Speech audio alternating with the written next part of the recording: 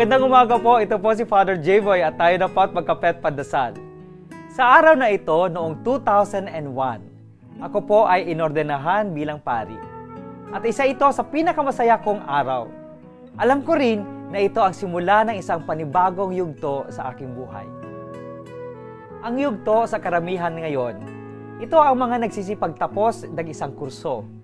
Ang iba naman ang oath-taking bilang panibagong doktor, engineer, accountant, at iba pa.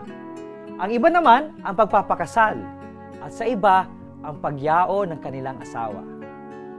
Sa bawat yugto ng ating buhay, may mga bagay na iniiwanan.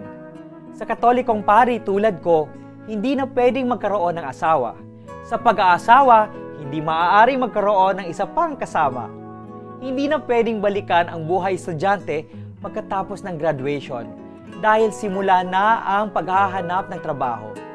Isipin natin ngayong araw kung ano ang mga ninanais nating balikan na hindi na maaaring balikan o makamtan. Ang tapos na ay tapos na. Kailangan nating umusad o sinasabi nila to move on. Magandang umaga po.